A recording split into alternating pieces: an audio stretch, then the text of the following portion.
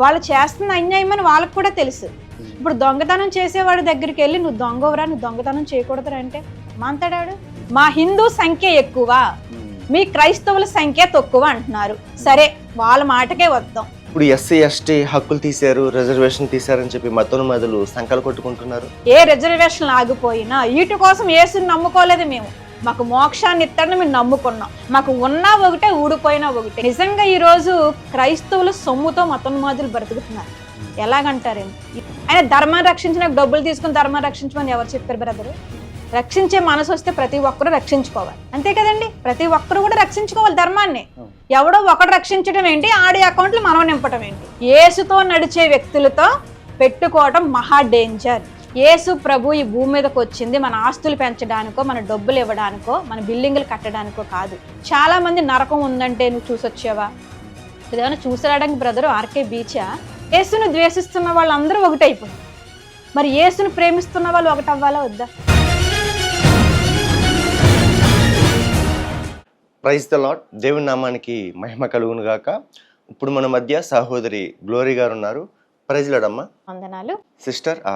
ఇప్పుడు మీరు ఈ మీడియా ముందుకి రావడానికి గల కారణం ఏంటండి? దేవుని నామానికి మహిమ కలుగును గాక. మరి జోషి బ్రదర్ ఛానల్ చూస్తున్న ప్రతి ఒక్కరికి కూడా ప్రభువైన యేసుక్రీస్తు వారి నామములో నా ప్రత్యేకమైన వందనాలు. మరొక్కసారి ఈ ఛానల్ ద్వారా మీ ముందుకు రావడానికి మరి బ్రదర్ నాకు కలిగించిన అవకాశాన్ని బట్టి జోషి బ్రదర్ కూడా నా ప్రత్యేకమైన వందనాలు. ప్రైజ్ లార్డ్ అమ్మా. మరి మీ ముందుకు రావడానికి గల కారణం ఏంటంటే బ్రదరు, ఈ యొక్క క్రైస్తవ సమాజంలో ఈ మధ్య కాలంలో ఇంచుమించు ఒక 4 months నుంచి మనకి ఎక్కువగా వినపడుతుంది ఏంటంటే ఐక్యతగా ఉండాలి, ఐక్యతతో ముందుకెళ్ళాలి, ఐక్యతతో ఏ పనైనా సరే మనము సాధించగలము అనే మాటలు ఎక్కువగా మనకి సోషల్ మీడియా ద్వారా వినపడతా ఉన్నాయి. ఐక్యత అంటే ఇప్పుడు దేని గురించమ్మా? అంటే క్రైస్తవుల్లో ఐక్యత రావాలి అనే దాని కొరకు ఇప్పుడు ఈ మధ్య కాలంలో ఏం చేస్తా ఉన్నారంటే చాలా మంది, అంటే ఐక్యత అనేది వీళ్ళకి మొదట్లోంచి కలిగింది కాదు. ఇప్పుడు ప్రస్తుతం క్రైస్తవ సమాజంలో జరుగుతున్న దాడుల విషయంలో, మందిరాలు కూలగొట్టడంలో కానీ, మరి అణగారిన వర్గాల మీద దాడి చేయటంలో కానీ, ఇంక ఇవన్నీ విషయాల్లో కూడా మరి చాలా రీతిలుగా కొన్ని మీటింగ్స్ పెట్టుకుంటా మనం ఏం చేస్తే బాగుంటుంది, మనం ఎలా ఉంటే బాగుంటుంది అనేది కొన్ని మీటింగ్స్ పెడతా ఉన్నారు బయట. మీరు ఆల్రెడీ ఇవన్నీ చూసే ఉంటారని అనుకుంటా ఉన్నాను. అయితే దీనికోసము కొన్ని విషయాలు మరి క్రైస్తవ సమాజానికి తెలియచేయాలని మరి నేను మీ ఛానల్ ద్వారా అందచేయాలని ఆశపడతా ఉన్నాను. అయితే ఏంటంటే ఐక్యత వర్ధిల్లాలి అంటున్నారు. చాలా మంచిది. క్రైస్తవులు ఐక్యతగా ఉండడం అంటే చాలా ఆశీర్వాదము, చాలా మంచిది. అయితే ఐక్యత అనేది దేంట్లో రావాలి అంటే మీటింగ్స్ బయట అందరూ కలిసి మీటింగ్ పెట్టుకుంటే ఐక్యత వస్తుందా? లేదా ఒకరి తర్వాత ఒకళ్ళ భావాలని ఒకళ్ళు మరి సమర్థించుకుంటూ గౌరవించుకుంటూ మాట్లాడితే ఐక్యత వస్తుందా? అసలు ఐక్యత అనేది ఎలాగ సాధ్యం అవుతుందో ఎవరికి అర్థం కావట్లేదు. ఈరోజు అందరూ చేస్తున్న పని ఏంటంటే రాష్ట్రాల వారీగా, జిల్లాల వారీగా, మండలాల వారీగా, గ్రామాల వారీగా చేస్తున్న పని ఏంటంటే దళిత క్రైస్తవులు ఐక్యత వర్ధిల్లాలి. ఇప్పుడు ఇటీవల కాలంలో మరి కోర్టు ద్వారా ఒకటి వచ్చింది ఏంటంటే దళిత క్రైస్తవులకి ఎస్వి రిజర్వేషన్ రద్దు చేశారు. వాళ్ళ హక్కులు అనే వాళ్ళకి ఏమి కూడా ఉపయోగించుకోకుండా ఇలా కొన్ని చట్టాలు తీసుకురావటం జరిగింది. ఇది మెయిన్ పాయింట్ గా చేసుకుని చాలా మంది మరి వేలల్లో కూడుకుని మాట్లాడుకుంటూ ఉన్నారు. వాళ్ళు సభలు పెట్టుకుని, మీటింగ్స్ పెట్టుకుని వాయిస్ రేజ్ చేస్తూ ఉన్నారు. అయితే దీని విషయంలో ఒక మాట చెప్పాలనుకుంటున్నాను క్రైస్తవ సమాజం. అమ్మా, ఇప్పుడు బహిరంగ ఐక్యత గురించి అనేకమైన మీటింగ్స్ పెడుతున్నారు కదా, దానివల్ల సాధ్యమవుతుందా ఈ ఐక్యత? మనం మీటింగ్స్ పెట్టుకోవటం వల్ల బ్రదర్ ఎంత మాత్రము సాధ్యము కాదు. మనము గంటల స్పీచ్ ఇవ్వటం ద్వారా ఐక్యత రాదు. ఐక్యత మనం ఎలా తీసుకురావాలంటే ఒకటే మనకు ఆధారము ఏంటంటే బాబాసాహెబ్ అంబేద్కర్ గారు మనకి ఒక ఆయుధాన్ని ఇచ్చారు. ఆయుధం పేరేంటంటే రాజ్యాంగము. ఈ రాజ్యాంగములో కొన్ని హక్కులు, చాలా విషయాలు రాజ్యాంగంలో పొందుపరిచారు. ఏ మీటింగ్ పెట్టుకున్నా హక్కుల కోసం మాట్లాడుతున్నారు, ఆర్టికల్ కోసం మాట్లాడుతున్నారు, క్రైస్తవులకి ఏ మతాన్ని ఎవరి మతాన్ని వాళ్ళు స్వేచ్ఛగా ప్రకటించుకోవచ్చు అని చెప్తూ 25వ ఆర్టికల్ 26వ ఆర్టికల్ అని మాట్లాడుతూ ఉన్నారు. 25వ ఆర్టికల్ 26వ ఆర్టికల్ ఎవరి మతాన్ని వాళ్ళు ప్రకటించుకు మనకి తెలుసు, వాళ్ళకి తెలుసు. వాళ్ళు చేస్తున్న అన్యాయం అని వాళ్ళకి కూడా తెలుసు. ఇప్పుడు దొంగతనం చేసేవాడి దగ్గరికి వెళ్ళి నువ్వు దొంగవరా, నువ్వు దొంగతనం చేయకూడదురా అంటే ఆడు ఆల్రెడీ దొంగే. ఆడి దగ్గరికి వెళ్ళి ఏం చెప్తున్నారు, నువ్వు దొంగవరా, దొంగతనం చేయకరా అని మాంతాడాడు. కానీ ఒకటేంటంటే క్రైస్తవులకి న్యాయం జరగాలంటే ఒకే ఒక్కటి మార్గం ఉంది. ఏంటంటే బాబాసాహెబ్ గారి ఆలోచనని అనుసరించి నడుచుకోవటమే. ఆయన మనందరికి ఒక ఆయుధం ఇచ్చాడు. ఏంటంటే ఆయుధము ఓటు అనే ఆయుధం. ఈరోజు అందరూ కలిసి ఆ ఓటు అనే ఆయుధాన్ని వాళ్ళు చేపట్టి అందరూ కూడా ఈరోజు చాలా మంది అంటున్నారు దళితుల ఓట్లు మాకు అవసరం లేదని. మీరు విన్నారో లేదా ఇటీవల కాలంలో? దళితుల ఓటులు మాకు అవసరం లేదు, మీకు ఓటేసే దమ్ముందా? మరి ఎంత పబ్లిక్ గా వాళ్ళు మాట్లాడుతూ ఉన్నప్పుడు వాళ్ళ జెండాలు మోయటం ఎందుకు? వాళ్ళ కింద బానిసగా బతకడం ఎందుకు? మరి ఎస్సీ ఎస్టీ మైనార్టీ మొత్తం వీళ్ళందరూ కూడా ఒక్కటైపోయి రాజ్యాంగాన్ని పొందుపరిచిన రీతిగా ఓటు హక్కుని ఉపయోగించుకుని దళితులని చట్టసభల్లోకి శాసనసభల్లోకి పంపితే ఎంత బాగుంటది బ్రదర్. ఒకసారి ఈ రోజు ప్రభుత్వాలు చేసే వాళ్ళందరూ కూడా మతోన్మాదులే, ఒక మతం పక్షంగా వాదిస్తున్నవాళ్ళు. కానీ ఇక్కడ అంబేద్కర్ చెప్పిన ఆలోచన విధానం ఏంటంటే ఒక మతానికి ఎప్పుడు కూడా వహించకూడదు. మనకు అన్ని మతాలు సమానంగానే మనం మాట్లాడాలి, వాళ్ళకి న్యాయం చెయ్యాలి. కానీ చాలా మంది ఆ విషయాన్ని పక్కన పెట్టేసి మీటింగ్స్ ఎక్కువైపోయి మీటింగ్స్ పెట్టుకోవడం, స్పీచ్ ఇచ్చుకోవడం, 1 గంట 2 గంటలు మాట్లాడుకోవడం, ఐక్యత వర్ధిల్లాలి, జై భీమ్, జై భారత్, జై రాజ్యాంగం అయిపోయింది. ఇలా చేస్తే మనం చచ్చేంత వరకు ఇంతే. కానీ ప్రస్తుతం ఏం చెయ్యాలంటే రాజ్యాంగాన్ని గౌరవించే వ్యక్తులని, అంబేద్కర్ ఆలోచన విధానాన్ని గౌరవించే వ్యక్తులని కనీసం ఒక 50 మందినైనా సరే మనం శాసనసభలోకి రాజ్యసభలోకి పంపగలిగితే అప్పుడు అసలైన పరిపాలన, అసలైన ఉద్యమం అనేది ఏర్పడుతుంది. క్రైస్తవుల మీద దాడులు జరుగుతాయి, మందిరాలు కూలగొట్టడం ఆగుతుంది. ఇప్పుడు మనం అక్కడక్కడ మీటింగ్లు పెట్టుకుని గొంతు చించుకుని రంకులు వేసుకున్నంత మాత్రం ఎటువంటి ఉపయోగము లేదు. అక్కడ చించుకోవాలి. శాసనసభల్లో, లోక్సభ, చట్టసభల్లో నిలబడి మన స్పీచ్ ఇస్తే దానికి ఒక విలువ ఉంటుంది. ఈ రోడ్ల మీద మీటింగ్లు పెట్టుకుని మనం ఎన్ని సంవత్సరాలు అరిచినా మనకి విలువ అనేది ఉండదు బ్రదర్, అసలు ఉండదు. అసలు ఈ మాటే నేను క్రైస్తవ సమాజం చెప్పాలనుకున్నా. దీని విషయంలోనే రంజిత్ తోఫిరి గారు IPBP అనే పార్టీ పెట్టారు. ఆయన ఒక పార్టీ స్థాపించారు. ఎందుకంటే క్రైస్తవులకు న్యాయం జరగాలి. ఈ విషయాలన్నీ కూడా ఆయన ముందే తెలిసి RMPని పెట్టారు. ఫస్ట్ RKP, రాష్ట్రీయ క్రైస్తవ పరిషత్. అంటే చర్చుల మీద కానీ సేవకుల మీద కానీ దాడి జరిగితే ఈ సంస్థ వాళ్ళకి అండగా నిలబడి న్యాయం జరిగిస్తాం ముందుగానే తెలుసు. ఈ పార్టీ పెట్టినప్పుడు చాలా మంది ఏమన్నారు, క్రైస్తవులకి రాజకీయాలు అవసరమా? బ్రదర్ ఇప్పుడు చెప్పండి, ప్రస్తుతం దేని వైపు వెళ్తుంది క్రైస్తవ సమాజం? రాజకీయం వైపు కాదా? మనకు నాయకుడు కావాలి, మన పక్షంగా పోరాడే ఒక నాయకుడు కావాలని ఇప్పుడు అందరూ గొంతు చించుకుంటున్నారు కదా. మరి ఆ రోజు ఏమైపోయింది? ఆ రోజు ఆ నాయకుడు ఒక పార్టీని తీసుకొచ్చాడు కదా మనందరి నిమిత్తం. ఏమైంది? ఒకటే, మనం ఏంటంటే మనకు చేత కాకపోతే చేతనైన వాళ్ళతో మన చేతులు కలపాలి, సామర్థ్యం ఉన్న వాళ్ళతో చేతులు కలపాలి. అప్పుడు అందరికీ కూడా ఒక మేలు జరుగుతుంది కదా. ఆయన సీఎం అవ్వాలి, ఆయన ప్రధానమంత్రి అవ్వాలని కోరుకోలే. ఒక్క 50 మందిని, ఆ 50 మందిని కూడా ఎవరిని పడితే వాళ్ళని కాదండి, రాజ్యాంగాన్ని గౌరవించేవాళ్ళు, అంబేద్కర్ ఆలోచన విధానం పూర్తిగా జీర్ణించుకున్న వాళ్ళు అక్కడ నిలబడాలి. అలా కాకుండా ఎవరైనా నిలబడ్డారు అనుకోండి మళ్ళీ మతోన్మాద పరిపాలన కింద ఉంటుంది. పూర్తిగా అవగాహన అయిన వాళ్ళే, రాజ్యాంగం పట్ల అవగాహన అయిన వాళ్ళే, దానికి న్యాయం చేసే వాళ్ళు మాత్రమే అక్కడ ఉంటే అందరికీ కూడా న్యాయం అనేది జరుగుతుంది. అనేక చోట్ల ఈ రోజుల్లో మత మార్పిడి అని అంటున్నారు. అసలు మీ దృష్టిలో మత మార్పిడి అంటే ఏంటమ్మా? ఇప్పుడు చాలా మంది ఏం చేస్తున్నారంటే సచ్చులు కూలగొట్టి, తర్వాత సేవకులను చంపి, సేవకులను చెరసాల్లో వేసి, స్త్రీలని నగ్నంగా బట్టలు ఊడదీసి ఊరేగించటము, ఇవన్నీ కూడా చేస్తున్న వారు ఎవరంటే క్రైస్తవులు కాదు. ఎవరు చేస్తున్నారంటే క్రీస్తుని ఎరగని వారు ఈ పనులన్నీ కూడా చేస్తూ ఉన్నారు. చాలా మంది అంటున్నారు, ఏమంటున్నారంటే మీరు మతాన్ని మారుస్తున్నారు, మత మార్పిడి చేస్తున్నారు, మా వీధుల్లోకి వస్తున్నారు, మా గ్రామాల్లోకి వస్తున్నారు, మీరు మత మార్పిడి చేస్తున్నారు అని అంటున్నారు. బ్రదర్, ఈ సమయంలో నేను ఒక మాట నేను మీడియా వాళ్ళ ఈ యొక్క ఛానల్ ద్వారా చూసే వాళ్ళు నేను అడుగుతున్నాను, అలాగే మీతో కూడా నేను మాట్లాడుతుంది ఏంటంటే, అసలు ఎవరు మత మార్పిడి చేస్తున్నారో ఒక మాట చెప్తాను మీకు. ఏ క్రైస్తవుడైనా ఏ సేవకుడైనా హిందూ దేవాలయాల మీదకి వెళ్ళి దాడి చేస్తున్నాడా? చెప్పండి మీరు. చేయట్లేదు. చేస్తున్నాడండి? చేయట్లే. వాళ్ళ దగ్గరికి వెళ్ళి అక్కడ ఆరాధిస్తున్న వాళ్ళని మీరు జై క్రీస్తు అనండి, జై యేసు అనండి, లేకపోతే నీ గుడి కూలగొట్టేస్తాను, నిన్ను చంపేస్తానని ఏ క్రైస్తవుడైనా ఏ సేవకుడైనా అంటున్నాడా? అంటలేదు. మరి వీళ్ళు ఆరాధన జరుగుతున్న స్థలాల్లోకి వచ్చి, సండే స్కూల్ జరుగుతున్న స్థలాల్లోకి వచ్చి, పబ్లిక్ మీటింగుల్లోకి వచ్చి జై శ్రీరామ్ అనండి, లేకపోతే ఇది కూలగొట్టేస్తాం, చంపేస్తాం అంటున్నారు. దీన్ని బట్టి ఎవరిది మత మార్పిడి? ఎవరిది బలవంతమైన మత మార్పిడి? ఎవరిని మతం మార్చడానికి చూస్తున్నారు? ఎవరు భావాలు ఎవరి మీద రుద్దడానికి చూస్తున్నారు? మనం ఆలోచన చేయొచ్చు. ఈ మాట నేను హైందవులందరికీ చెప్పట్లే. ఎందుకంటే హైందవ సహోదరుల్లో కూడా నీతిని ప్రేమించేవారు ఉన్నారు, ధర్మాన్ని ప్రేమించేవారు ఉన్నారు, న్యాయంగా మాట్లాడే వాళ్ళు ఉన్నారు. నేను వాళ్ళకి ఈ మాట నేను చెప్తా ఉన్నా. ఒకసారి ఆలోచించాలండి. ఒకసారి ఆలోచించకపోతే చాలా కష్టం. ఎవరు మత మార్పిడి చేస్తూ ఉన్నారు?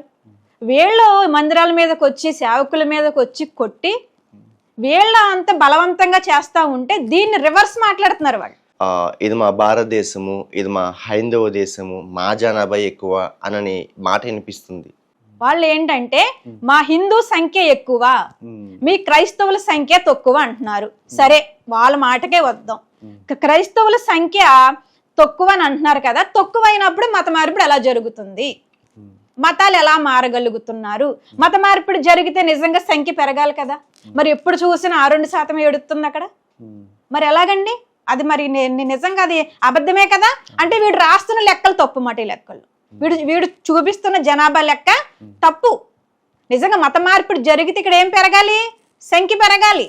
వాళ్ళు ఏం చెప్పుకుంటున్నారు? క్రైస్తవులు చాలా తక్కువ. నేను మీ సమయంలో చెప్తా ఉన్నాను, క్రైస్తవుల సంఖ్య తక్కువ కాదు.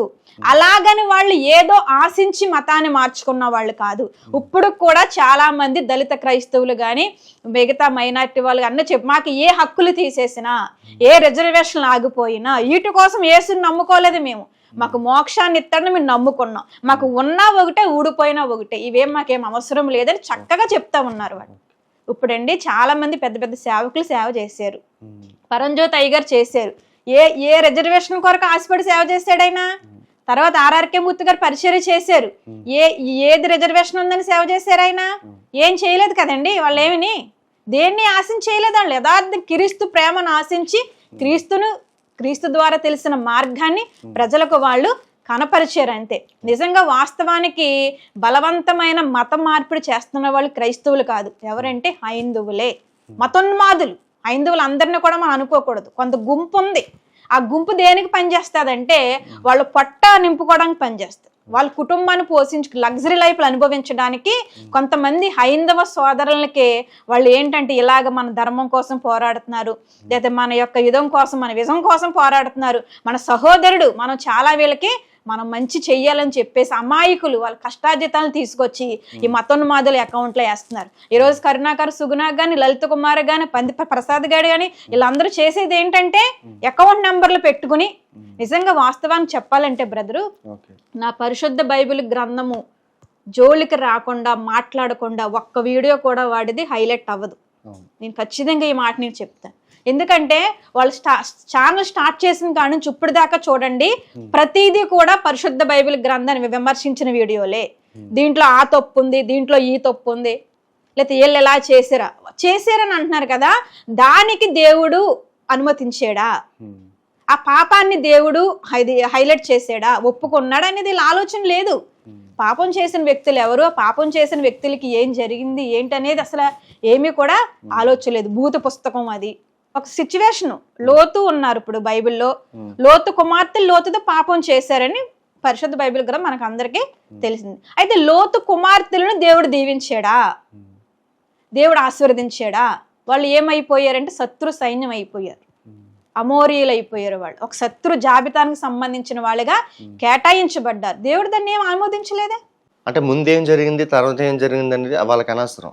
ఇంకా అనవసరం. వాళ్ళకి ఏంటంటే ఇప్పుడు బ్రదరు వాళ్ళు నిజంగా మంచి తీసుకోవాలంటే గ్రంథం నిండా ఎన్నో మంచి విషయాలు. ఆర్ఆర్కే మూర్తి గారు దీంట్లో తప్పులు పట్టుకుందామని చదివితే ఆయన తప్పులన్నీ బయటకు వచ్చినాయి అంట ఈ గ్రంథం చదవటం ద్వారా. మంచి చెప్పిన విషయాలు ఎందుకు వీళ్ళ కళ్ళకి కనిపించట్లేదు? యేసు మరి వేస ఏమన్నా నిన్ను వలే నీ పొరుగు అని ప్రేమించమన్నాడు, మరి ఆ మాట ఎందుకు తీసుకోవు నువ్వు? మంచి మంచి విషయాలు ఆయన చెప్పారు. పాపాన్ని ఎక్కడా కూడా ఆయన హైలైట్ చేసినట్టు కానీ పాపానికి సపోర్ట్ చేసినట్టు కానీ ఎక్కడా కూడా ఏది లేదు. అయితే ఈ సమయంలో ఏంటంటే మతోన్మాదులు పరిశుద్ధ బైబిల్ గ్రంథం గురించి మాట్లాడకుండా ఒక్క వీడియో కూడా వాళ్ళు చెయ్యలేరు. ఎందుకంటే వాళ్ళ అకౌంట్లోకి డబ్బులు రావాలంటే నా గ్రంథం కోసమే మాట్లాడుకోవాలి. ఎందుకంటే ఎంత మాట్లాడినా తరగని గ్రంథం నాది. హల్లెలూయా. ఎందుకంటే చరిత్ర ఉన్న గ్రంథం, మ్యాటర్ ఉన్న గ్రంథం ఏదైనా ఉంది ఈ భూమి మీద అంటే పరిశుద్ధ బైబిల్ గ్రంథం మాత్రం. ఏ గ్రంథంలో ఏ మ్యాటర్ కూడా లేదు. అన్ని మ్యాటర్లు ఉత్తుత్తు మ్యాటర్లే, పైపైన మ్యాటర్లే. అసలైన మ్యాటర్ ఈ పరిశుద్ధ బైబిల్ గ్రంథంలోనే రాశారు. అందుకనే వాళ్ళు ఇంకా చెప్పాలంటే ఒక జోక్ ఏంటంటే క్రైస్తవులైనా బైబిల్ చదవటం ఒక రోజు మానేస్తారేమో కానీ ఈ మతోన్మాదులు క్రీస్తుని ద్వేషిస్తున్నవారు ఒక్కరోజు కూడా బైబిల్ చదవటం మానరు. ఎందుకు మానరంటే దీంట్లో తప్పులు ఎక్కడ ఉన్నాయి, ఏం జరుగుతుంది, ఇదంతా వాళ్ళు బయటికి తీసుకురావాలి. ఇంకొక విషయం చెప్పనకండి మీకు ఇక్కడ, నిజంగా ఈరోజు క్రైస్తవులు సొమ్ముతో మతోన్మాదులు బ్రతుకుతున్నారు. ఎలాగంటారేమో, ఇది విమర్శించటం ద్వారా కొంతమంది విమర్శకే ఆహ్లాదం అయిపోయి సంతోషం అయిపోయి అకౌంట్లు నింపుతున్న వాళ్ళు ఉన్నారు కొంతమంది. ఈ దేవుడి కోసం మాట్లాడితేనే ₹1 వస్తుంది. నేను ఈ సమయంలో ఒక మాట నేను చెప్తా ఉన్నా, నిజంగా ఛాలెంజ్ ఇది. పరిశుద్ధ బైబిల్ గ్రంథం గురించి మాట్లాడకుండా ఈ రోజు నుంచి వాళ్ళ ఇష్ట దేవుళ్ళ గురించి 33 కోట్ల మంది ఉన్నారు. వాళ్ళు ఒక్కొక్క రోజు ఒక్కొక్క గురించి మాట్లాడుకుని వీడియోలు చేయమనండి. ఎంతమంది లైక్ చేస్తారో, ఎంతమంది షేర్ చేస్తారో, ఎంతమంది సబ్స్క్రైబ్ చేస్తారో అర్థమవుతుంది. ఒక్క వీడియో వాళ్ళ ధర్మాన్ని రక్షిస్తానని మాటకే వాళ్ళు కానీ సనాతన ధర్మం రక్షణ కొరకు మేము వచ్చాము, సనాతన ధర్మాన్ని కాపాడతామన్న మాటే తప్ప కానీ సనాతన ధర్మం కోసం కానీ సనాతన దేవుళ్ళ కోసం కానీ దేవతల కోసం కానీ ఒక్క వీడియో కూడా వాళ్ళు చేయరు. చేసిన ఎవరు కూడా చూడరు. ఇప్పుడు అందరికీ ఏం కావాలంటే ఇదే కావాలి, దీంట్లో ఉన్న మ్యాటరే కావాలి అందరు.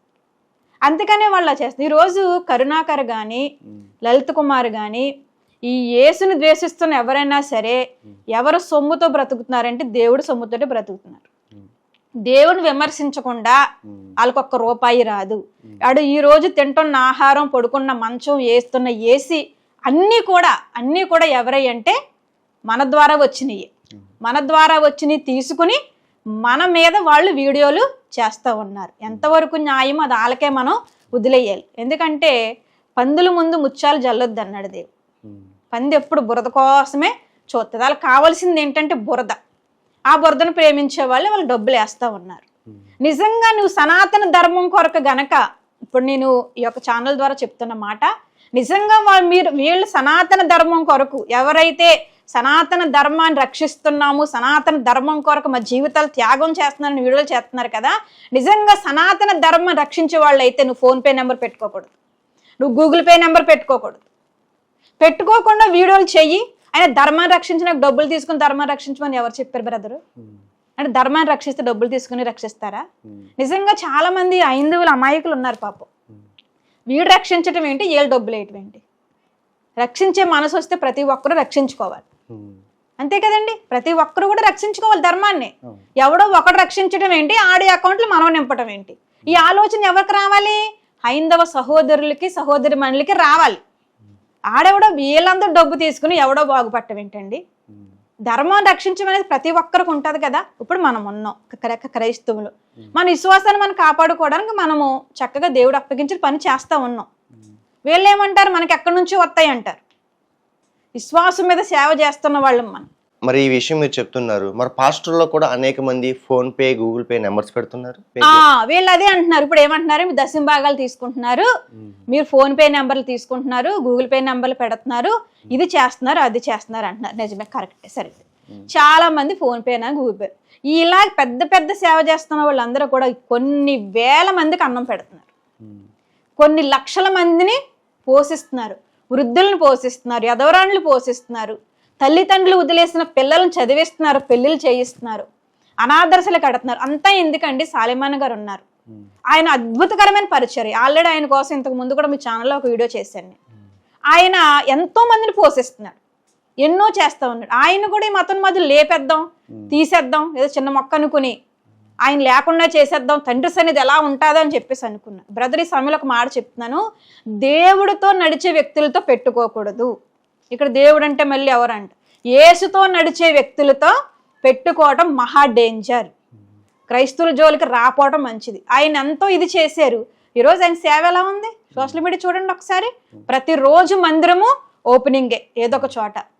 అంటే ఎలా ఉంటుంది, ఒక క్రైస్తవుని తొక్కేయాలి అని చేయాలనుకుంటే ఆ క్రైస్తవుడు దేవుడితో నడిచిన వ్యక్తి అనుకోండి, ఇగో సాలేమన్ పరిచర్లాగే ఉంటుంది. అలా చేసుకుంటే వెళ్ళిపోతూ ఉంటారు. ఒక్క సేవకుడు చెప్తే 100 సేవకులు వస్తారు బయటికి. ఒక్క మందిరం కూలగొడితే 100 మందిరాలు, ఇప్పుడు 1000 మందిరాలు కట్టుకుంటూ వచ్చేస్తాడు ఆయన. మొన్న ఇటీవల పాలు కల్తీ విషయంలో కూడా మరి రాజమండ్రిలో పాలు కల్తీ అయింది. ఆ యొక్క వ్యక్తి పేరు హిందూ పేరు. దానికి కూడా అందరూ ఒక్క మాట ఎవరు మాటలేదు. కొంతమంది చచ్చిపోయారు ఆ పాలు కల్తీ వల్ల, మాటలేదు. అంటే వాళ్ళ ధర్మానికి సంబంధించి ఎవడ ఏ తప్పు చేసినా పైన కింద అన్ని మూసుకూర్చుంటారు. అదే ఒక క్రైస్తవుడు కనుక ఏదైనా పొరపాటు చేస్తే ఎక్కడ లేని వాళ్ళందరూ కూడా బయటకు వచ్చేస్తారు. మరి ఈ విషయాలన్నీ కోసం ఎందుకు మరి మాట్లాడట్లేదు? ఎందుకు మాట్లాడరంటే వాళ్ళు ఒక పక్షాన్ని వహిస్తారు కాబట్టి, వాళ్ళ మత పిచ్చిలో ఉన్నారు కాబట్టి. ఇప్పుడు చాలా మంది అంటున్నది ఏంటంటే బ్రదరు, సువార్త అనేదంటే ఎక్కడ చెప్పుకోవాలంట, మనం క్రిస్టియన్ పేటల్లో చెప్పుకోవాలంట, క్రైస్తవులు చెప్పుకోవాలంట సువార్త. దీనికి ఒక మాట మీకు చెప్తా ఉంటాను. మీరు ఏరియాలో ఉన్నారు, ఈ ఏరియాలో మీ ఇంటితో పాటు ఇక్కడ ఉన్న వాళ్ళందరూ కూడా లక్స్ అనే సోప్ వాడతారు. మొత్తం 1000 కుటుంబాలు ఉన్నాయి ఇక్కడ. ఈ 1000 కుటుంబాలు కూడా మీరు ఏ సోప్ వాడతారు? లక్స్ సోప్ వాడతారు. ఈ రోజు నేను మీ ఇంటికి వచ్చాను లక్స్ సోప్ పట్టుకుని, మీరు ఏ సోప్ వాడుతున్నారో, ఏ బ్రాండ్ వాడుతున్నారో సేమ్ అదే పట్టుకుని వచ్చాను నేను.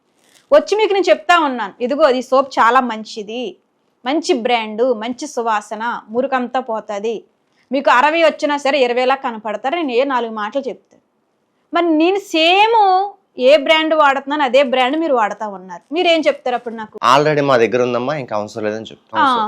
ఆల్రెడీ మీరు ఎన్ని చెప్పిన లక్షణాలు కలిగిన సోపు సేమ్ అదే కంపెనీ, అదే పవర్ కలిగింది నా దగ్గర ఉంది, నాకు అవసరం లేదు అంటారు.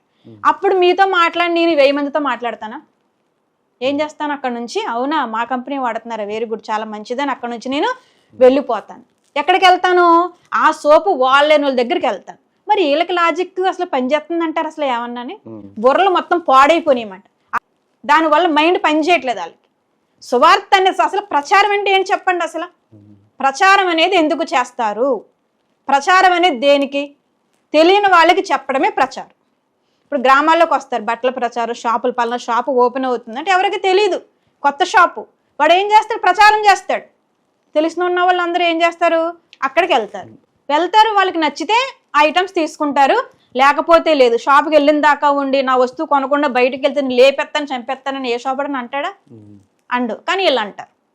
ఒక మాట మీకు జ్ఞాపకం చేస్తా ఉన్నాను, ఈ శ్రమలు, ఈ నిందలు, ఈ అవమానాలు కూడా ఇప్పుడు వచ్చినవి కాదు కాదు కాదు. మీరు అపోస్తుల కార్యం అంతా చదువుకోండి. మొదటి నుంచి కూడా క్రైస్తవులకి శ్రమలు ఉన్నాయి, అవమానాలు ఉన్నాయి, నిందలు ఉన్నాయి. హతసాక్షులు అయ్యారు కూడా. మొదటి శతాబ్దంలోనే సంఘాన్ని కూల్చారు, హింసించారు, చెల్లాచెదురు చేసేసారు. అయితే వాళ్ళు ఎవ్వరూ కూడా దుప్పటి ముసుకెట్టు పడుకోలేదు, భయపడిపోయి ఇంట్లో దూరలేదు.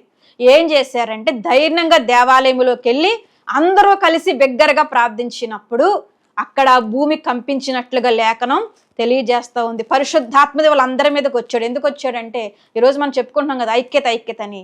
వాళ్ళు ఐక్యత కలిగి ప్రార్థన చేశారు. అప్పుడు ఆ స్థలానికి దేవుడు దిగొచ్చాడు. మళ్ళీ వాళ్ళ బలం తెచ్చుకున్నారు, ధైర్యం తెచ్చుకున్నారు. ఆయా ప్రాంతాలకు, ఆయా దేశాలకు వెళ్ళిపోయి మళ్ళీ సువార్త ప్రకటించారు. ఆ రీతిగా భారతదేశానికి సువార్త చెప్పడానికి వచ్చిన వ్యక్తే తోమా గారు. ఇది మట్టి క్రైస్తవ సమాజమా? మీరు గుర్తెరగండి. ఇలా ఉన్నాయి కదా పరిస్థితులు అని చెప్పేసి మీరెవ్వరూ కూడా సువార్త పని ఆపుకోకండి. సువార్త తెలియని ప్రాంతాలకి వెళ్ళండి, సువార్త ఎరగని ప్రాంతాలకి వెళ్ళండి, క్రీస్తు ఎరగని ప్రాంతాలకి వెళ్ళండి, సువార్త చెప్పండి. ఈ సమయంలో నేను మతోన్మాదులు కూడా ఒక మాట చెప్తూ ఉన్నాను, మీకెందుకు అంత భయము? మొన్న ఒక పూజారి గారు మాట్లాడారు బ్రదరు, చాలా మంచి విషయం. నాకు ఆయన పేరు నాకు గుర్తు రావట్లేదు, కానీ వాళ్ళ మనీదుల్లోకి వచ్చి ఆ పేపర్లు ఇవ్వటం వల్ల, బైబుల్ ఇవ్వటం వల్ల, ఆ మైకులో 4 మాటలు చెప్పడం వల్ల మనకు వచ్చిన నష్టం ఏంటి? మనకు పోయేదేంటి? మన ధర్మం ఏమంత బలహీనమైంది కాదే, మన ధర్మం అంతా నీరు కారిపోయేది ఏం కాదు కదా. మీరెందుకు వాళ్ళకి భయపడుతున్నారు అన్నారు. చాలా మంచి మాట. వాస్తవం అంటారా కాదంటారా? కదండి. ఎందుకండి భయం? మన ధర్మం గొప్పదైనప్పుడు భయం ఎందుకండి? మనం చెప్పేది సత్యమైనప్పుడు మనకెందుకు భయం? ఎవరు నిజమైన దేవుడో, ఎవరు మోక్షాన్ని ప్రసాదిస్తారో వాళ్ళే మన దేవుడు.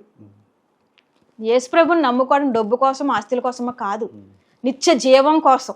వాడు చేస్తే సంసారం, మనం చేస్తే వ్యభిచారం. ఎందుకని సువార్త అంటే వీళ్ళు ఆపుతున్నారు? అసలు ఎందుకంటే సువార్త వీళ్ళు చెప్పనవట్లేదు? భయం బ్రదర్. వీళ్ళకి భయం. వీళ్ళకి ఇక్కడ తెలియవలసిన ఒక విషయం ఏంటంటే, ఎంత బీభత్సంగా సువార్త ప్రకటించినా, ఎంత గంభీరంగా సువార్త ప్రకటించినా ప్రజలందరూ మారరు. కొంతమంది మాత్రమే మారతారు. అసలు క్రీస్తునే ఎందుకు నమ్ముకోవాలండి? బ్రదర్, మీరు చాలా మంచి ప్రశ్న వేశారు. చాలా మంది ఇటీవల కాలంలో కూడా చాలా మంది చెప్తున్న మాట ఏంటంటే, యేసుప్రభుని నమ్ముకుంటే మీకు అది వస్తుంది, యేసుప్రభుని నమ్ముకుంటే మీకు ఇది వస్తుంది, యేసుప్రభుని నమ్ముకుంటే నీకు అది పోతుంది, యేసుప్రభుని నమ్ముకుంటే నీకు ఇది కలిసి వస్తుంది అన్నారు. అది సరైన సువార్త కాదు. యేసు ప్రభు ఈ భూమి మీదకి వచ్చింది మన ఆస్తులు పెంచడానికో, మన డబ్బులు ఇవ్వడానికో, మన బిల్డింగులు కట్టడానికో కాదు. పరలోకమును విడిచిపెట్టి భూమి మీదకి ఆయన ఎందుకు వచ్చాడంటే, సిలువ యజ్ఞం జరిగించడానికి వచ్చాడు, మోక్షాన్ని ప్రసాదించడానికి వచ్చాడు, నిత్య జీవాన్ని ఇవ్వడానికి వచ్చాడు. నిత్య జీవం ఎలా వస్తుంది? నరకం నుంచి తప్పించబడిన ప్రతి వ్యక్తి కూడా నిత్య జీవానికి వారసుడు. ఆ నరకం ఎలా తప్పించుకోవాలంటే, ప్రభువైన యేసుక్రీస్తుని విశ్వాసం ఉంచి నోటితో ఒప్పుకుని నీటి మూలంగా బాప్తీసం పొందుకున్నప్పుడే వాళ్ళకి అనిత్య జీవంలో స్థానం అనేది వాళ్ళకి సంపాదించగలుగుతారు. ఈ రోజు యేసుప్రభుని నమ్ముకుంటే ఏయో కలిసి వస్తాయని నమ్మి చాలా మంది వస్తూ ఉన్నారు. మరి ఈ సమయంలో కూడా మరి ఒక మాట నేను చెప్పాలనుకుంటున్నాను ఛానల్ ద్వారా. యేసుప్రభుని నమ్ముకుంటే రోగాలు పోతాయనో, అప్పులు తీరిపోతాయనో, నువ్వు బిల్డింగ్ కట్టుకుంటావనో, నీ కొడుకు కొయిట వెళ్తాడనో దయచేసి యేసుప్రభుని నమ్ముకొద్దు.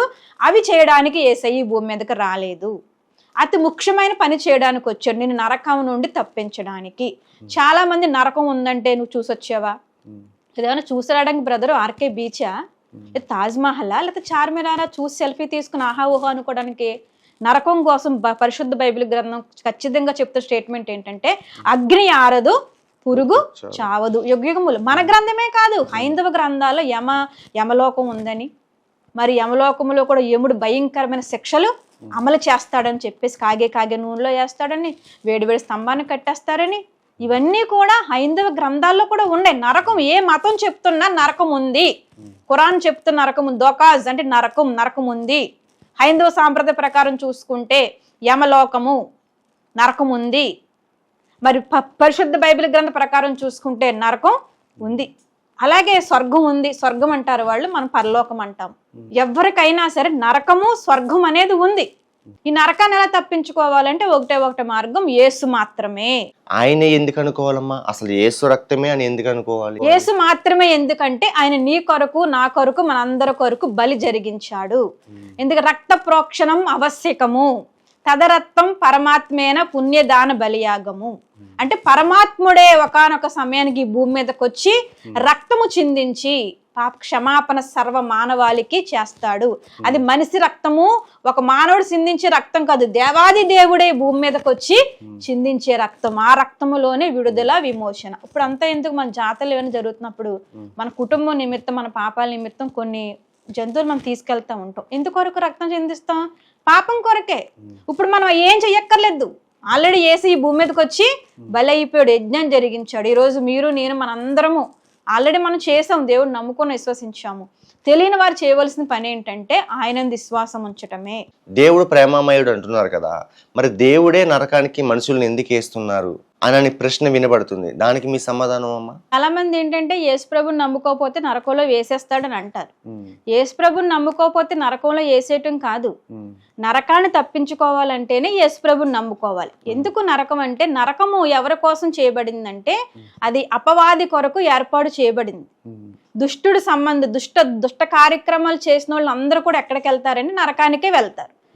దాని కొరకే కదా యేసయ్య భూమి మీదకి వచ్చి ప్రాణాన్ని పెట్టాడు. యేసయ్య పాడేయటం కాదు, వీళ్ళంతటి వీళ్ళు చేసిన పాపాలను బట్టి, వీళ్ళు చేసిన అతిక్రమాలను బట్టి వాళ్ళే నరకానికి మార్గాన్ని వాళ్ళు ఏర్పాటు చేసుకుంటా ఉన్నారు. హైందవ సాంప్రదాయంలో కూడా మంచి చేసిన వాళ్ళు స్వర్గానికి వెళ్తారు, చెడు చేసిన వాళ్ళు నరకానికి వెళ్తారు అంట. మళ్ళీ వాళ్ళ గ్రంథాల్లోనే ఉంది కదా ఈ మాట. మంచి చేస్తే స్వర్గానికి వెళ్తారు, మంచి పనులు చేసుకుంటారా స్వర్గానికి వెళ్తారని అంటారు వాళ్ళు. చెడు చేసుకుని నరకానికి వెళ్తారు. మరి పరిశుద్ధ బైబిల్ గ్రంథం వచ్చేసరికి ఎందుకు మళ్ళీ ఇక్కడ లాజిక్ మళ్ళీ మిస్ అయిపోయారు వాళ్ళు? ఇప్పుడు మంచి చేస్తానని చెప్పానమ్మా. చాలామంది నేను పుణ్యదానాలు చేశాను, నేను అన్నదానాలు చేశాను, అనేక మంది నేను పోషిస్తున్నాను అని చెప్పి కొంతమంది హైందవులు అనుకుంటారు. మరి వాళ్ళు స్వర్గానికి వెళ్తారమ్మా? వెళ్ళరు. ఎందుకు వెళ్ళరంటే వాళ్ళు యేసయ్య ఒక మాట చెప్పారు, నేనే మార్గము, నేనే సత్యము, నేనే జీవము, నా ద్వారా తప్ప తండ్రి వద్దకి ఎవరు కూడా మన ధర్మ కార్యాలు, మన నీతి కార్యాలు, మన దాన ధర్మాలు నిత్య జీవానికి చేర్చలేవు. చాలా మంది మీరన్నట్టుగానే హైందవ సాంప్రదాయాలు మంచి పనులు చేస్తున్న వాళ్ళు ఉన్నారు, 10 మందికి అన్నం పెట్టే వాళ్ళు ఉన్నారు, 10 మందిని పోషించే వాళ్ళు చాలా మంది ఉన్నారు. అయితే వాళ్ళు ఇక్కడ ఒకటి మిస్ అయిపోతున్నారు, ఏంటంటే యజ్ఞాన్ని వాళ్ళు మర్చిపోతున్నారు. ఎందుకంటే మరి వేదాల్లో చక్కటి మాట ఉంటుంది, యజ్ఞమైన వాడే ప్రజాపతి. యజ్ఞమైన వాడు, అసలు చనిపోయి తిరిగి లేచిన దేవుడు ఎవరూ లేరు, ఒకే ఒక్క ఆయనే ప్రభువైన యేసుక్రీస్తు వారు మాత్రమే. ఎందుకంటే ఈరోజు ఈ మాట నేను చెప్తా ఉన్నానంటే చాలామంది ఎటకారంగా 3 మేకులు పీక్కోలేనోడు ఆయనేం దేవుడని, దేవుడు అంటే చాలా రిచ్గా ఉండాలని ఒకళ్ళు రకరకాల మాటలు. ఆ 3 మేకులు కనుక ఆయన పీక్కుంటే ఆ 3 మేకులు మనకే పడతాయి. మనల్ని తప్పించడానికే కదా ఆ పరమును విడిచిపెట్టి ఆయన ఈ భూమి మీదకే వచ్చారు. వీళ్ళకి మనం ఎన్ని కోణాల్లో వినాలని మనసున్న వాళ్ళకి వాళ్ళు ఏ రకంగా చెప్పినా వాళ్ళు అర్థం చేసుకుంటారు. ఇంకా వ్యతిరేకించాలి, ఇబ్బంది పెట్టాలి, వాదించాలి అనుకున్న వాళ్ళకి మనం ఎన్ని రకాలుగా దేవుని కోసం చెప్పినా వాళ్ళు నమ్మరు. నమ్మకపోయినా నష్టమేమీ లేదు. నమ్మండి అని ఎవరిని కూడా బలవంతం ఏమీ పెట్టట్లేదు. వాళ్ళ అభిప్రాయం. మిమ్మల్ని ఎవరన్నా బలవంతం పెట్టారా మీ మార్గంలోకి రమ్మని? లేదండి. నన్ను కూడా ఎవరు బలవంతం పెట్టలేదు. ఎవరు మా మతాన్ని, అసలు యేసు మార్గం అనేది మతం కాదండి, మతం కాదు. ఒక మాట చెప్తున్నాను ఈ సమయంలో, మతంలో ఉన్న వాళ్ళు అందరూ పరలోకం వెళ్ళరు. ఇది లాస్ట్ స్టేట్మెంట్. క్రిస్టియన్ ఎవరైనా సరే ఏంటంటే క్రైస్తవ మతంలో ఉన్న వాళ్ళు అందరూ పరలోకం వెళ్ళరు. యేసు మార్గంలో ఉన్న వాళ్ళు మాత్రమే పరలోకం వెళ్తారు. ఆయన అనుసరించి నడిచిన వాళ్ళు మాత్రమే పరలోకము వెళ్తారు. క్రైస్తవులు ఎంతమంది బోల్ మంది ఉన్నారు, అందరూ వెళ్ళరు. కొంతమంది మాత్రమే ఎత్తబడతారు. ఎవరు పడితే వాళ్ళు వెళ్ళిపోవడానికి కాదు. మరి ఒక దేశం నుంచి ఒక దేశం వెళ్ళాలంటే ఎన్నో రూల్స్, అక్కడ దానికి వీసా కావాలి, పాస్పోర్ట్ కావాలి, మెడికల్ చెకప్, రకరకాలు ఉన్నాయి. మరి పరలోకానికి వెళ్ళడానికి మనకి ఇంకెంత ఉండాలండి? కాబట్టి యేసయ్య అతి సమీపంలో ఆయన రాబోతూ ఉన్నాడు. ఇప్పుడు అందరూ చేయవలసింది ఏంటంటే మనం మనము సిద్ధపడాలి. ఇంకా తెలియని వారికి సువార్త ప్రకటించాలంటే ప్రభుత్వ విధానము మారాలి. ఇప్పుడు దానికి ఒక ఎగ్జాంపుల్ ఏంటంటే తమిళనాడు ప్రభుత్వం. మీకు కూడా తెలుసు, జోసెఫ్ విజయ్ గారిని ఆ యొక్క రాష్ట్ర ముఖ్యమంత్రిగా ఆయన్ని ఎన్నుకోవటం జరిగింది. నిజంగా ప్రమాణ స్వీకారం చేసిన దగ్గర నుంచి ఇప్పుడు దాకా ఆయన ప్రతి పని హైలైట్, ప్రతి మాట హైలైట్, చాలా అద్భుతకరంగా చేస్తూ ఉన్నాడు. ఇది దేవుడు మిగతా 27 రాష్ట్రాలకి చెప్తున్న మాట. ఒక దళితుడు, ఒక క్రైస్తవుడు రాజ్యాధికారంలోకి వస్తే రాష్ట్రం ఎలా ఉంటుందో చూపించడానికి జోసెఫ్ విజయ్ గారిని దేవుడు అక్కడ వాడుకుంటున్నాడు. మిగతా రాష్ట్రాల ప్రజలు కూడా ఈ కులపిచ్చి అనే దాన్ని, మావోడు నెగ్గాలి, మావోడు అక్కడ కూర్చోవాలనేది తీసి పాడేసి ఈ కులం అనే దాన్ని పక్కన పెట్టి రాజ్యాంగాన్ని గౌరవించే వాళ్ళని ఎన్నుకుని వాళ్ళకు ఓటేసి ఈ శాసనసభల్లోకి మనం పంపించగలిగితే ప్రతి రాష్ట్రము తమిళనాడు లాగా ఉంటుంది.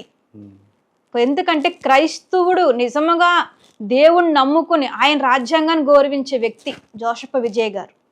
అంబేద్కర్ ఆలోచన విధానం తోట చెప్పకుండా పాటించే వ్యక్తి. అందుకే ప్రతీది కూడా ఆయన ఒకటి చేశారు. స్త్రీల విషయంలో నవ్వినందుకు, కేసు విషయంలో నవ్వినందుకు వెంటనే వాళ్ళని తీసేశారు. స్త్రీల మీద అత్యాచారం జరిగినందుకు ఎన్కౌంటర్. మరి ఇవి మరి ఎక్కడ మరి ఉన్నాయండి? ఇంతవరకు పరిపాలన చేసిన ఏ నాయకుడైనా తీసుకొచ్చాడా? క్రైస్తవులే. ఈరోజు నేను ఈవిడ హైందువుల కోసం మాట్లాడుతుంది, క్రైస్తవుల కోట్ల మాట్లాడుతుంది కాదు, క్రైస్తవుల కోసం మాట చెప్తున్నాను. వీళ్ళ సంబంధాలను ఎదిగినప్పుడు కూడా మా కులమేనా, మా కులం అమ్మాయా, మా కులంలోనే చూడండి. ఇంకెందుకు మరి దేవుడిని నమ్ముకోవడం? దేని కొరకు? ఆదాముకు లేని కులము, యేసుకు లేని కులం మనకెక్కడి నుంచి వచ్చింది? ఈ కులం మీద కూడా బాబాసాహెబ్ అంబేద్కర్ గారు పగపెట్టారు. నిజంగా ఆయన బ్యాక్గ్రౌండ్, ఆయన జీవిత చదివితే రకరకాల కులాలు, తల్లిదో కులం, తండ్రిదో కులం, ఆయన బ్రాహ్మల తల్లి. నిజంగా చాలా అద్భుతకరంగా ఆయన అన్నీ కూడా చేసుకుంటూ వచ్చారు. లాస్ట్గా ఒక చెప్పవలసిన మాట ఏంటంటే, ప్రజలు బాగుండాలన్నా, పరిపాలన బాగుండాలన్నా రాజ్యాంగాన్ని గౌరవించిన వాళ్ళే చట్టసభల్లో, శాసనసభల్లోకి రావాలి. రాజ్యాంగాన్ని గౌరవించలేని ఏ వ్యక్తి పదవి స్వీకారం చేసినా, పదవిని చేపట్టినా అక్కడ అన్యాయమే తప్ప న్యాయం అనేది జరగదు. న్యాయం అనేది జరగదు. కాబట్టి ఐక్యత ఎందుకు రావాలి అంటే, ఇవన్నీ చెప్పుకొచ్చాను ఐక్యత కోసమే నేను. ఐక్యత రావాలంటే మనం మీటింగులు పెట్టుకుంటే ఐక్యత రాదు. గొంతు చించుకుని గంటల గంటల బాక్సులు పగిలిపోయేలాగా మాట్లాడితే ఐక్యత రాదు. బలలో గుద్దెత్తే ఐక్యత రాదు. ఐక్యత ఎలా రావాలి? నీ ఓటు ద్వారా నువ్వు ఐక్యత తీసుకురావాలి. దళితుల ఓట్లు వద్దన్నారుగా, దళితులు అందరూ ఒకటవ్వాలి. ఎస్సీ, ఎస్టీ, మైనారిటీ, బీసీ అందరూ ఒకటైపోయి వాళ్ళు మంచి నాయకుడు అంటే అంబేద్కర్ ఆలోచన విధానం గౌరవించి నీతిగా న్యాయంగా పరిపాలన చేసే వాళ్ళని మనం పంపించగలిగితే స్వర్ణాంధ్ర, స్వర్ణ భారత్ అంటున్నారు కదా, అది మనము నిర్మించడానికి అవకాశం ఉంటుంది. ఇది చేయలేనంత వరకు మనం ఎన్ని మీటింగులు పెట్టుకున్నా వ్యర్థమే. ఇంకోటి ఏంటంటే, యేసును ద్వేషిస్తున్న వాళ్ళందరూ ఒకటైపోయారు. మరి యేసును ప్రేమిస్తున్న వాళ్ళు ఒకటవ్వాలా వద్దా? అవ్వాలి. ద్వేషిస్తున్న వాళ్ళందరూ ఒకటయ్యారు కాబట్టి ప్రేమిస్తున్న వాళ్ళందరూ కూడా ఒకటవ్వాలి. డినామినేషన్ భేదాలు పక్కన పడేయాలి. రేపు పొద్దున పరలోకి వెళ్ళిన తర్వాత నీదే డినామినేషన్ దేవుడు అక్కడ ఏమీ కూడా అడగడు. ఈరోజు మనం వెళ్తున్నామంటే బయటికి డినామినేషన్ పేరడికి కొడుతున్నారండి. డినామినేషన్ పేరడిగి మందిరాలు కూలగొడుతున్నారా? డినామినేషన్ పేరడిగి సేవకులను చంపుతున్నారా? ఎందుకు చంపుతున్నారు? కేవలం ఈ పరిశుద్ధ బైబిల్ గ్రంథం పట్టుకున్నందుకు, యేసుని నమ్ముకున్నందుకు. దీని కొరకే కదా మనకి హింసలు ఇవన్నీ కూడా వాళ్ళు చేస్తూ ఉన్నారు. మరి అటువంటిప్పుడు మనం ఏం చెయ్యాలంటే, డినామినేషన్ అనే దాన్ని మూట కట్టి పక్కన పెట్టి మానవత్వంతో ప్రస్తుతం మనం ఎలాగుంటే ఏంటనేది ఆలోచన చెయ్యాలి. అంబేద్కర్ జయంతులకి, వర్ధంతులకి దండలేస్తారు, శుభ్రంగా దులుపుతారు, భోజనాలు పెడతారు. ఆయన ఆశయాలు ఒక్కడికి అవసరం లేదు, ఆయన భావజాలం ఒక్కడికి అవసరం లేదు. ఆ దండేసిన 10 నిమిషాలు అంబేద్కర్ ఆలోచన విధానం వర్ధిల్లాలి. జై భీమ్, జై భారత్, జై రాజ్యాంగం. ఆయన ఎన్నో చేశాడు, ఆయన చాలా మహనీయుడు. ఇవే మాటల వరకే తప్ప చేతలు ఎవరూ కూడా చేయలేకపోతా ఉన్నారు. ప్రస్తుతం ఇప్పుడైనా సరే క్రైస్తవ సమాజం కనువిప్పు చేసి అటువంటి నాయకులు మనం ఎన్నుకుని పంపించగలిగితే ఖచ్చితంగా క్రైస్తవ సమాజానికి న్యాయం జరుగుతుంది, మిగతా వాళ్ళకు కూడా న్యాయం జరుగుతుంది. నేను ఒక పక్షానికి న్యాయం జరగటం అంటలేదు. రాజ్యాంగాన్ని గౌరవించేవారు ఎవరైనా సరే అన్ని వర్గాలకి న్యాయం చేస్తారు, అందరికీ న్యాయం చేస్తారు. ఎవరికి అన్యాయం చేసేది ఏమీ కూడా ఉండదు. మరి ఈ రీతిగా అందరూ కూడా ఈ సత్యాన్ని తెలుసుకోవాలని, ఎక్కడ పడితే అక్కడ మీటింగ్స్ పెట్టుకుని మనం మాట్లాడుకోవడం ఉపయోగం ఏమీ లేదు. అందరిలో ఐక్యత రావాలంటే మరి ఖచ్చితంగా ఈ పనులు మనం చేయాలి. మరి ఇవన్నీ కూడా మీరు ఆలోచన చేసి మరి మీరు అందరూ ముందుకు వస్తారని ఆశపడుతూ నా మాటలు ముగిస్తూ ఉన్నాను. మరి మీకు అందరికీ కూడా నా ప్రత్యేకమైన వందనాలు. బ్రదర్ గారు కూడా నా ప్రత్యేకమైన వందనాలు. ప్రైజ్ లార్డ్ అమ్మా.